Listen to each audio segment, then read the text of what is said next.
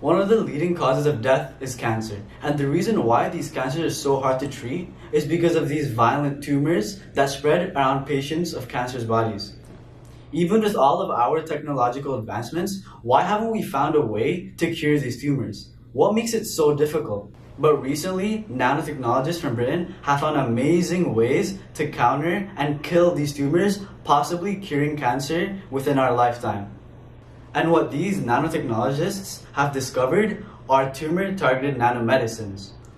But what's wrong with what we have today? One of the ways doctors treat tumors today is by using molecularly targeted therapeutics. There are so many problems with this strategy of drug delivery. Now, first off, the application into veins make it super dangerous for these drugs. When these drugs are applied into veins, it only takes a small amount of time until these drugs are killed by our own immune system. Not only that, but once these drugs actually make it to the tumor site, they also might be killed by our immune system in that area.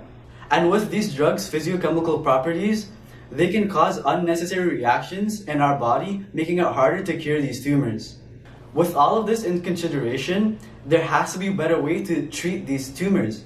And that's where these tumor-targeted nanomedicines come in. There's two types of drug targeting. There's passive drug targeting and there's active drug targeting. Now, what exactly is passive drug targeting? When we think about passive drug targeting, it's almost as if we're trying to exploit our own human body. Now, these nanomedicines are applied into the interstitial fluids in our bodies, which is a space of liquid between our veins and the cells. Now, why? Why does this even matter? Why can't we just apply it to the veins? When we put these nanomedicines inside the interstitial fluids, it'll be easier for the nanomedicines to reach the tumor site. And not only that, but the tumor sites have higher vascular permeability. In other words, is that these tumor cells allow more molecules to go into them, meaning that we can exploit our own human bodies. Just how sick is that? Now, this strategy is called the enhanced permeability effect, also known as EPR. Now, what actually carry these drugs? Now, there's two. There's liposomes and there's polymers. Now, first, what are liposomes? Now, these liposomes are these spherical sacs that are made of these phospholipid molecules. Now, what is so special about these?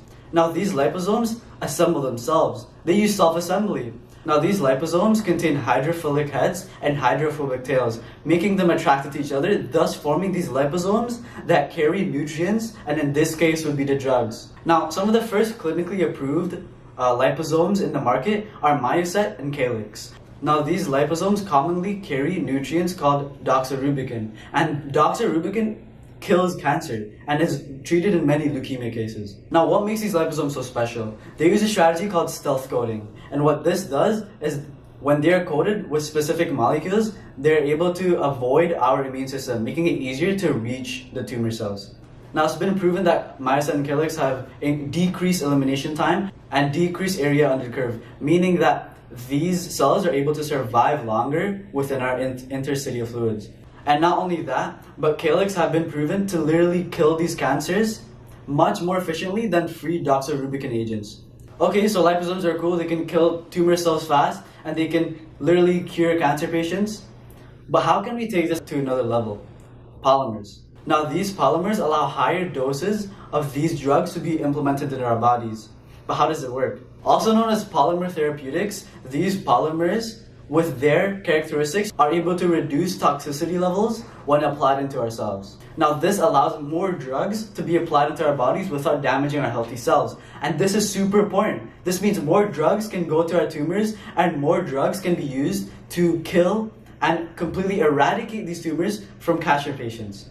And one of the first polymeric drug carriers is called abraxane. And abraxane have been proven to sustain their toxicity while able to kill these tumor cells. And there's so many more polymeric drug carriers that I can't name it at the top of my head.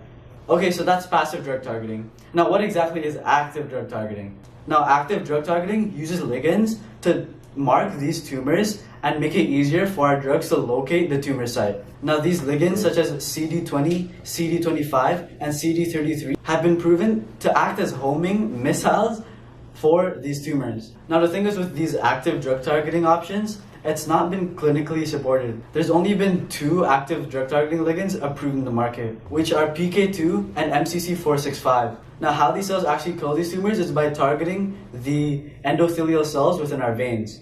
Now, why not just target the tumors? Why not just go directly for the tumors?